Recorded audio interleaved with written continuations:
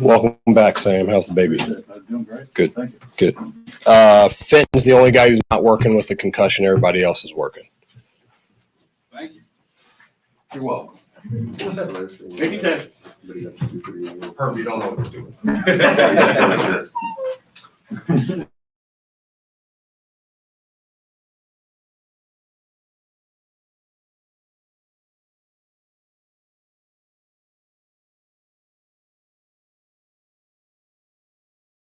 Hey, Dave. Hey. How you doing? Great. Hello, everybody. Hey, Coach. What happened after the game on Sunday? What happened after the game? Yeah, what was kind of, going through your head and your whole experience? It was normal all the way up until, somebody grabbed me and said, "You better stick around," because normally we take a shower and we, if we lose, we lick our wounds, we go home. And, but they told me to stick around because coach wasn't feeling well. So, and then I knew that I would possibly have to do the post game. So that's what I did. I stuck around for it. And they went in, looked at Coach Reed, saw him, talked to him, and he says, "You ready to do that?" I said, "Sure." Because they were looking at him at that point, and then, and then it went from there. So we had a chance to talk to you briefly after the game. You were still probably not knowing exactly what was going to happen with him. When did you find out they were going to have to actually take him to the hospital? Yeah, that's a good question. I actually knew it before I went in there, that they were going to take him in because it was really precautionary, so they were going to try to get him in there. And the best way to do it was, obviously get the ambulance in there and take him out. But I mean, he was in great spirits at that time, and he was. They were checking him out, and they were all over it. The doctors were on top of it, and he was fine. Obviously now we can say that, but Normally, he doesn't turn it off Sunday after the game. So what was Sunday night like? Were you guys getting messages from him? Was he trying to? we didn't hear from him. We didn't hear from him, but I did hear from Rick. Keeping us updated. Rick was keeping us all updated at that time. How he was doing. And it was all good. It was all real good. And they, then we understood that they were going to keep him overnight. We found that out, and that they were going to check him out until the next day. Is there a protocol for that kind of thing? Have you ever considered a scenario like this where anything? No, we never went through a practice round or anything.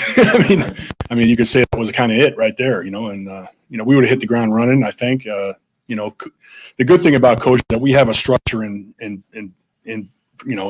what we do, it's a process. So we knew exactly, where we would go from there and how we would go on with the week. And so, we were ready for, that if something happened like that. You talk a lot about guys on special teams, contributing on special teams. A lot of times it's the younger guys, third string guys. Yep. We don't quite know what Josh Gordon's role is going to be yet. Is he going to be a guy that's going to contribute? Probably not. Okay. I talked to him yesterday. I said, "You can return kicks." He just started laughing. Because we have all those guys out there that do it, and and I didn't ask him if he can cover any kicks either. But I just think he's beyond that. To be honest with you, if he comes in to help us, it's going to be as a 2 or a 3 receiver. And I think in that role he won't be playing special teams. The main thing that he needs to do right now, and I know coach is talking, is get up to speed of what we're doing and what our offense is complicated, and there's a lot to it. So he's not coming to special teams meetings. He's doing that. He's meeting with Joe. Hey, you've been back to places you've coached before, but what's it like to go back to Philadelphia? And what do you remember about that last experience? It was a while ago now. It was a while ago, and we were excited for it for Andy. Obviously that was a long time. Was that 2013? Yeah. That was a long time ago. But it's always good to go back. We went back to Chicago, and that was I was there for 9 years, and it's always fun. There's high anxiety before the game, but after the game, you always, you enjoy it more when you win, obviously. So I'm sure, it's going to be important to Andy. I don't speak for him, but I know it will. The other thing that we'll twist on it is that each franchise has won a Super Bowl since then, so it's a little different. What do you suppose the reception for Andy will be like? I'm sure we know this could be mixed with Philly fans. Yeah. I don't know. I don't know how it's going to be. It's different out there. But I do think, Andy was a beloved guy out there. He was there for 14 years, and they appreciate Andy Reid. Dave, you saw where Justin Tucker broke the record the other day. A little part of you or any part of you disappointed that Bucker didn't get a record first? I know Bucker can be in that range, you know, and on the right day, he can be, he'd have a real shot at it, you know, in the right situation. But it's not surprising that Tucker got the record. I mean, he is, you know, he is a great kicker. You know, he's got a great mindset, you know, and his leg is so strong. But Bucker, if there's one guy that can do it, that can break the record, it's Harrison, you know, and even their coach told me that, you know, after, because I congratulated the coach and he told me that very thing, that your guy can break it. And in the right situation, I believe he can. That right situation, you know, obviously with Justin doing it was in the dome. It was in a dome. Is that something that you would consider like? Yeah, in a dome. I mean, that's a perfect, you know, obviously in a vacuum, you're good. If you're outside and you got the wind at your back, end of half, long field goal before the half, you try. You know, and then the game winner, you got to do what you got to do there. So if you get the wind right, Bucker can do it. If you're going for that type of kick, you got to be wary of a return. So yes, it happened. It's so ironic because it happened this week. I mean, Jacksonville. I mean, I know it was Jacksonville. I was trying to remember who the kicker was. Yeah, Arizona kicked it. It was a 68-yarder. They tried, and you know, obviously, you're going to put a returner back there no matter what. You're going to put a returner there because you're returning against a bunch of old linemen that aren't great cover guys. So they did it, and that's the risk that you take about kicking a long, you know, field goal. And you have to teach your guys how to cover, how to fan the field, and not get all bunched up. I'm not saying that's what happened in Arizona, but there's always that chance that, you know, that big play can happen against you. For 3 weeks, what are your evals currently on Hardman and Pringle as the starting returns? Good. We're just having a lot of opportunities, you know. Hardman, I thought he was really good in the game. I mean, he was hitting it hard. Even on offense, he was getting the ball and going north and south. I mean, it was something we haven't seen from him. He was physical, and that was good to see. And then Pringle, I mean, we just haven't had opportunities on the kick return. We had the one, and he did a great job with it. We got a nice 30-yard return last week. So it's still early. You know, it's early yet in the season, and I'm happy with those guys right now. You typically have an aggressive mentality on the kick return. You're still subscribing to if they feel good, you know, it's 3 or 4 years. Yeah, they understand. We give them parameters every week. You know, because depending on who we're playing, like if the ball's not hanging and it's a low kick and it's 5 deep, we might challenge them and come on out with it because of time, you know. But if you got last week we had a kicker that really hung the ball. It was a 4 or 5 hang time at 5 deep. We didn't want to come out. But the other one, that he came out with, it was a shorter kick. You know, the hang time wasn't there, and we were able to get it out. So it all matters what kind of kicker you have and what kind of coverage you got. Dave, one of the things that you're probably going to see less of, just because this is what football is punts. I mean, people are going for 4th downs. I think the Chargers only had one official 4th down they went for the other day, but they tried to go for it, had illegal shift and all these things. What's that like on the sideline? You think back in the day, you're like, we're going to get a punt here. Yeah, we're all ready. You know, obviously we were all ready for the field goal block team, you know, because, I mean, everything tells you they're going to kick the field goal right there. It's tied up, and they're going to go ahead. And then they put the field goal on the team, then on the field, then they took them off and then decided to go for it, you know, and then they had the penalty, and then now I thought, sure, they're going to kick it. No, they go for it again, you know, so what was it, 4th and 9, I think, and they, you know, obviously, and then, so a little different, you know, we're prepared with field goal block, and we're prepared with punt return, you know, every time, but teams are definitely taking more of a risk against us now. You know, obviously, you don't want to give the ball back to Mahomes. Anybody else? Okay, thanks. All right, thanks. See you later.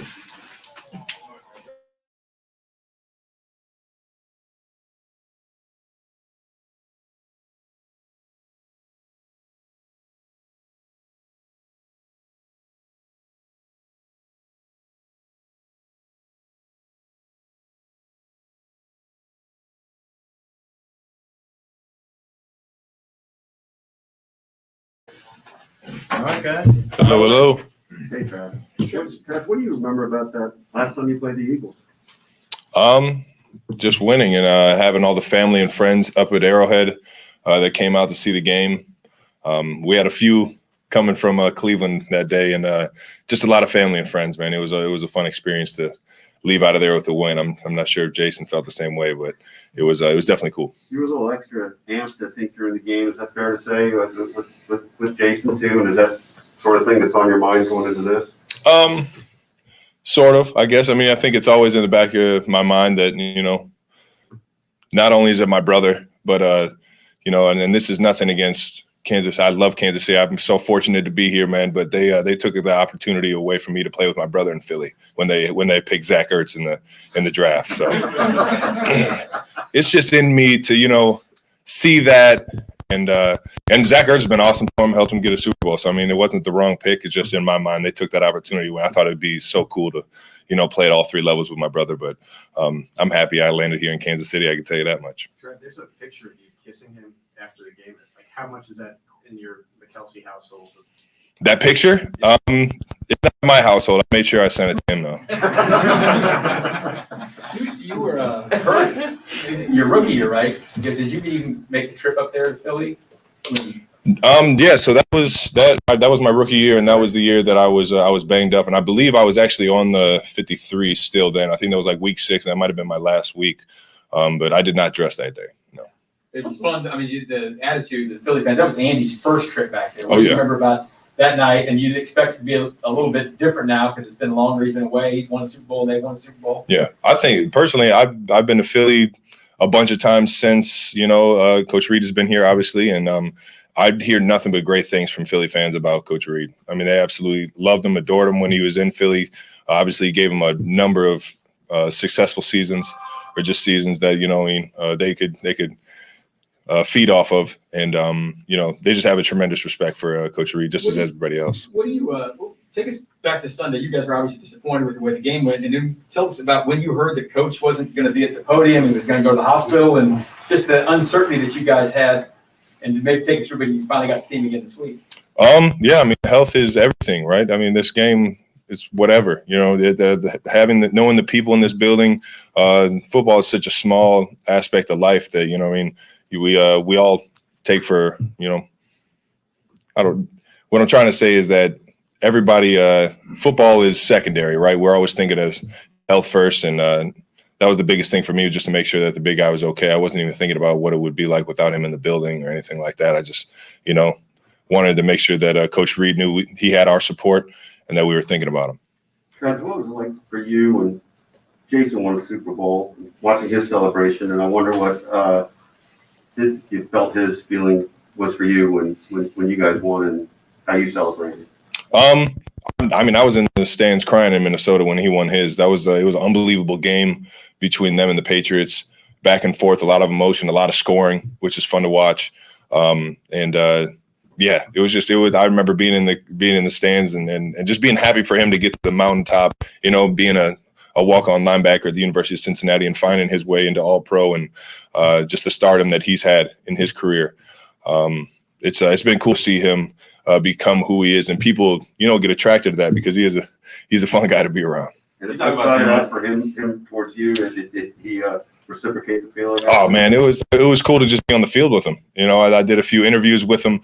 They were trying to make it about us, and he was trying to push it all to me. And I just that's him being a big brother and always having support, and being there when times are rough and then when times are great. How well do you know Josh Gordon's game? Familiar. I mean, I grew up in Cleveland, Ohio, so yeah, seeing him play for the Browns, we have some Cleveland connections in terms of who he knew in the city, and I just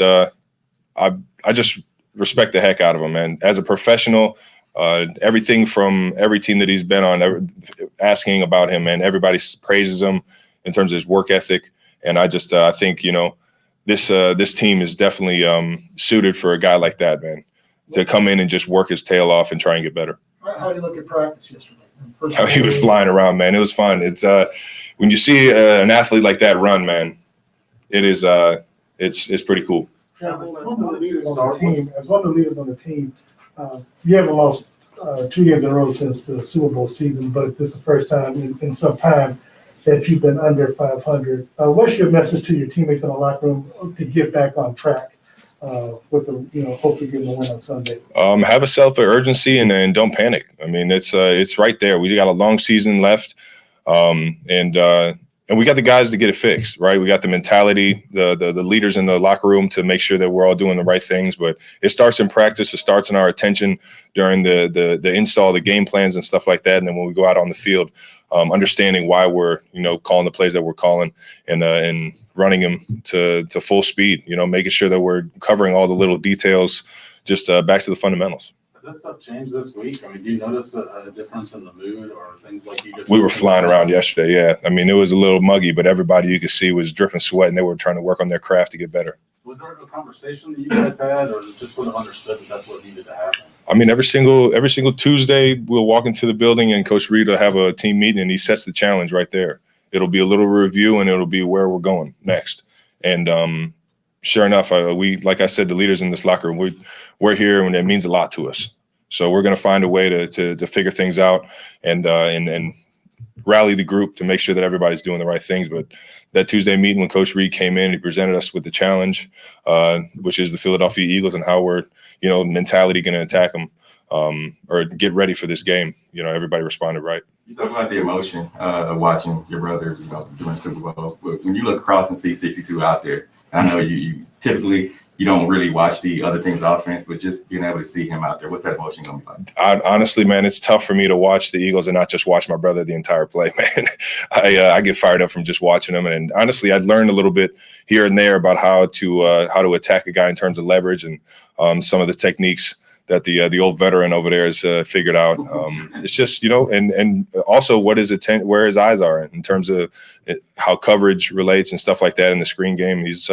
He's second to none when it comes to stuff like that. And what's the wager? Is there back and forth? There is no wager. No. I still got to call him. I got a few people that need tickets. I got to give them a shout. That was actually going to be my question. What kind of game week trash talk is there between you and your brother, or any? There really isn't. I mean, we play on the same side, right? We're both offensive sides, so there's not much trash talk to go around. And plus, right now we're 2-1. We're just trying to get back on the winning train.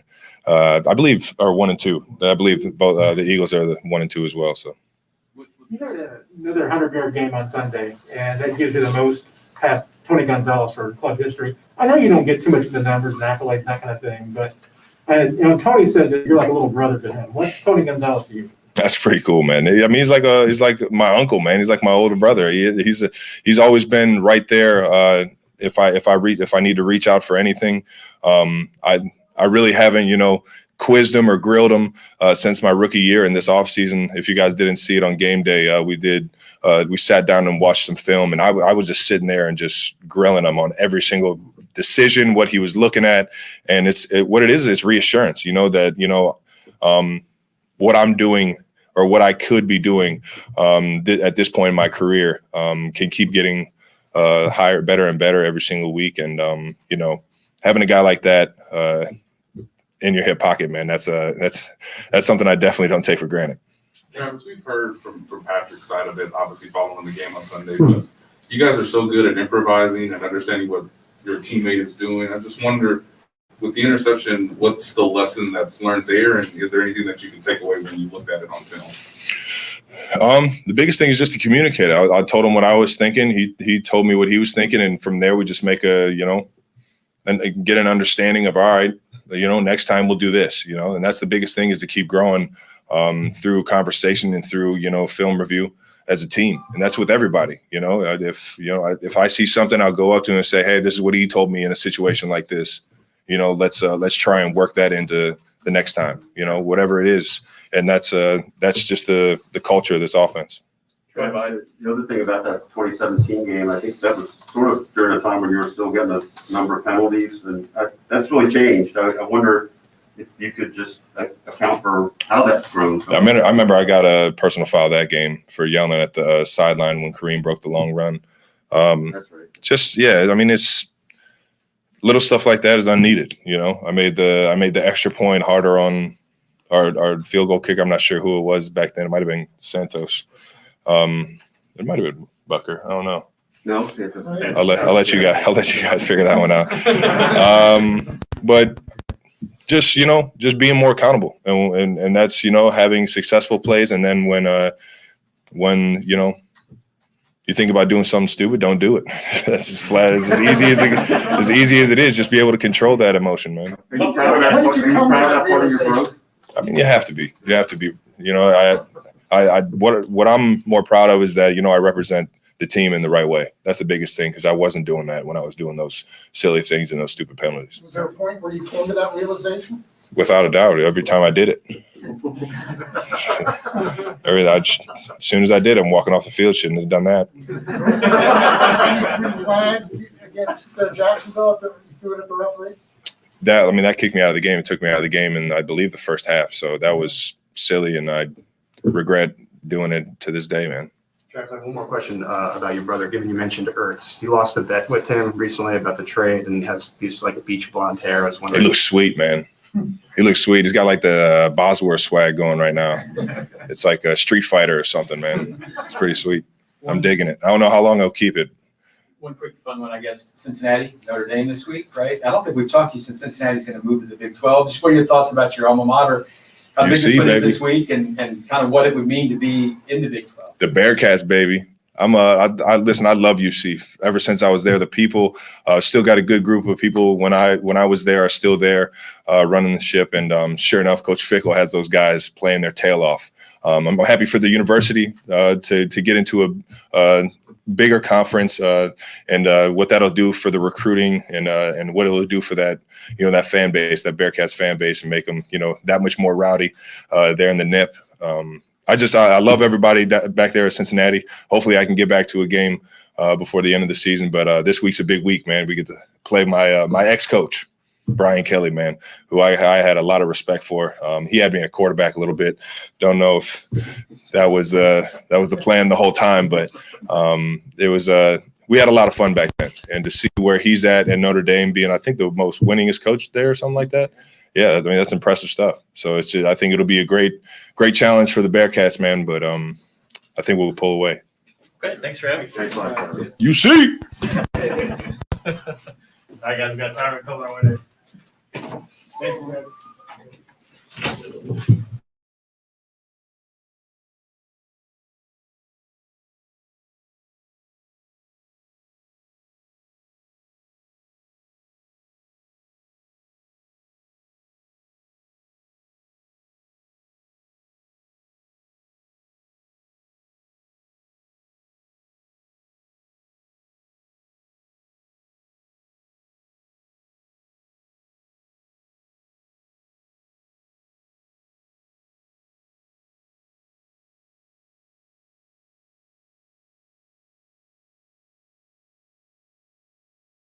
Danger in assuming things, but when you guys left training camp and approached the regular season, what were your thoughts on how you guys were going to start the season defensively, and what's your level of surprise at how things have gone through these 3 games, that in terms of defensively? Yeah, I mean, you deal with different things throughout the course of the season, obviously. You know, coming into training camp, you know, we had a couple points of emphasis, the things that we really wanted to get better at, things that we worked on getting better at.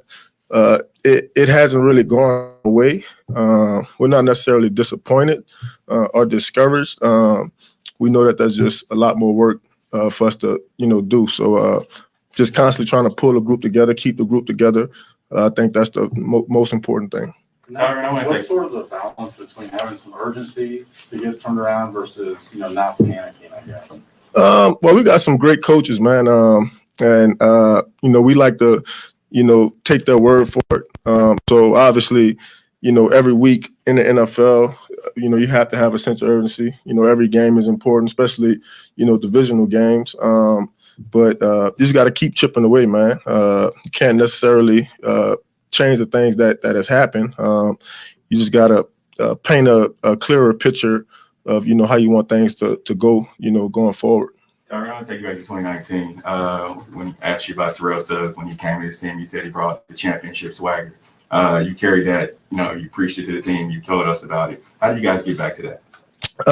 Just playing for each other. I think, you know, anytime you have, you know, great success in this league as a team, individually, it's a lot of outside noise, a lot of outside opinions, expectations. People want you to play how they expect you to play. But at the end of the day, it's all about the guys in the room, the guys in the locker room, our coaches. And as long as we kind of keep that, mentality, I think being 1 and 2, won't necessarily stop us from, getting to our ultimate goal, and that's to, win a championship and obviously, win a division.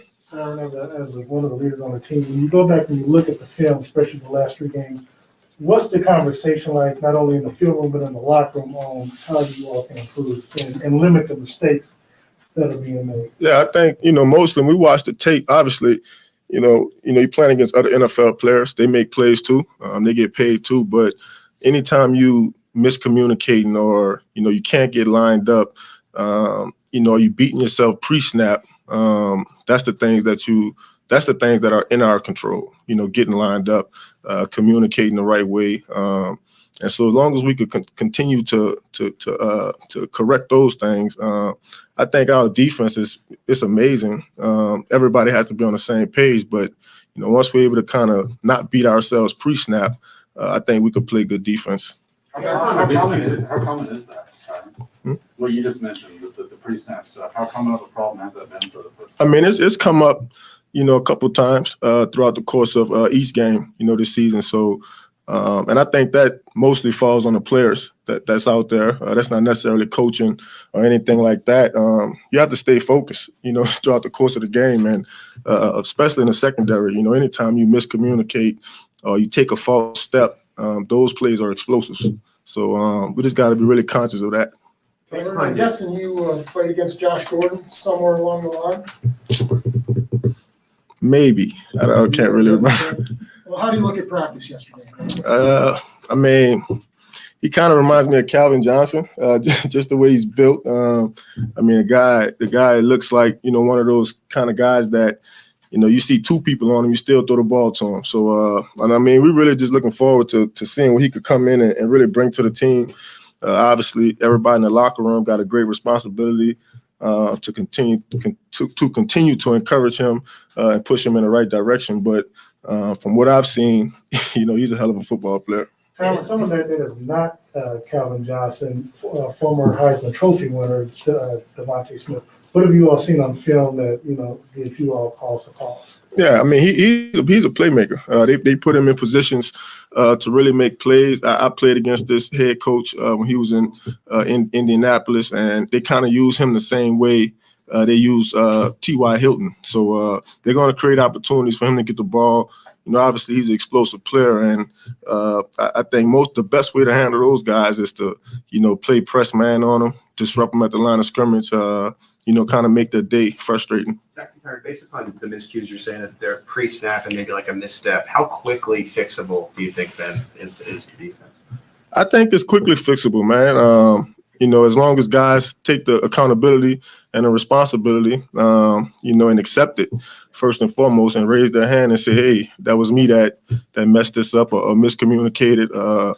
The more we could do that, the more we could correct, the problems. But, we got good guys in our locker room, great guys that stand up for themselves, stand up for the teammates. So, I expect us, like I said earlier, to be where we need to be. But obviously we need to get there a little bit quicker. Tyrann, it's tough to play defense in the NFL. We all know that. It's getting even tougher now. Really tough. People going for 4th and 9s, 4th and 4s. What's that like to adjust? And you've been in the league long enough to where it's like used to be 4th down and just punt. Yeah, That's not the case anymore. It's a great opportunity, man. It's a great challenge. That's why I love playing, defense, reacting to the unexpected, just being challenged, all 4 downs.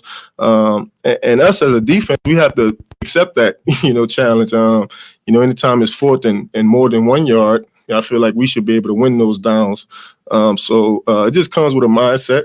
Coaches constantly, harping away at it. The leaders on the defense, just constantly implementing, that attitude. I think that's really, what it comes down to. On the 4th and 9 of the day, it was confusing on TV when people were watching. They said they called it on Dan, but they called it the PI on Baker. You were over there near. What could you hear what the conversation was with the officials? You guys gone back and looked at that? What'd you think of the call? Yeah, listen, I didn't think it was. I'm an aggressive guy. I would never pass interference, but I think the ref behind Baker, I think he saw the tug. So anytime you see guys leaning back, arms extended, that's easy flag, for the refs to throw. The other thing from Sunday, I saw your tweet after the game. We were all, waiting for Coach Reed. He didn't come to the press conference because he had to go to the hospital. Take us through what Sunday night was, getting the information to try to pass it on to your teammates, and then how happy you were when you saw him in here. Yeah, man, really, man. Honestly, just really hoping for the best. Obviously, none of us really know what was going on. I think we all know deep down in our hearts that, Coach Reed is a tough guy. He's strong. He'll try his best not to miss a day of work, but just really hoping for the best, man. Praying a lot. I text his wife, just really, just sitting with them, praying with them, hoping for the best. But, more than glad that he's back at work, back to himself, cracking jokes, just being him. You're an early arriver here to work. You ever beat him to work? Never. No, I don't think I ever could. I think he sleeps here, but I don't know. Tyrann, so much of coaching is about reassuring and obviously giving a message down to the players. But because of what you mentioned earlier, that you feel like a lot of this is, a player responsibility. Is there something that you may say to Spags or Coach Merritt or Madison from a player perspective that gives them reassurance that things are going to get fixed throughout the season? Yeah, I think you really lean on each other, for encouragement. I think coaches need it from time to time. Obviously players need it, but I think mostly just guys showing up to work with the right kind of attitude, the right spirit, being what they're supposed to be. I think that's like all the reassuring, that the coach really needs, because he just wants guys that are present and here, that's listening, that's focused, that's where their feet at. And I think as players, that's not too much of a responsibility, when we make the kind of money we make. So it's a blessing to be able to come to work, play football, play a game, really, for a living. It's really our responsibility to handle our business, in the right way, because our coaches deal with enough as it is. Just like us as players, they got their own lives as well, and stress builds up. And so as players, we come to work, just try to be the best, professional you could be. I think that's the best way to kind of, assure your coach that, hey, this guy's still with us. He's ready. He's committed. He's going to get better. You did get a chance to watch the Monday night game. What was your takeaway from Monday night? What you saw Philly, of course, you're going to be playing Dallas. So what was your takeaway from the Well, I thought Philly came out, man. I thought they tried to be aggressive, throwing the ball down the field. They probably threw the ball more early on in that game than they did in a previous game. So I could see them, obviously trying to get those young receivers involved, get those guys' confidence build up. But I could also see those guys coming in against us and trying to really, secure the ground game and get that rolling. Obviously, that opens up a lot of the speed that they have on the outside with Rieger and Smith and even Watkins. So they got some guys that can fly, down the field. And I think if they could get the run game going, they'll be able to take the shots that they really want to take. Tyrann, you talk about being an aggressive guy. A lot of times you show your emotion. We see it on film and all that. But how do you make sure that these young guys, you don't take their confidence from them? And I know they're pros, right? They're supposed to do a job. But being that aggressive guy, and sharing Spags' message on the field, how do you make sure that they still are in tune and have that same mentality? It's all about approach. You can approach some guys, one way, and other guys you have to kind of, take the back door. So I think as a leader, just, being able to understand or differentiate, how to approach people, I think that's the best way to, get through to people. Okay, thanks, Tyrann. Appreciate it. Thank you. All right, guys, 120 practice. We're outside for right now.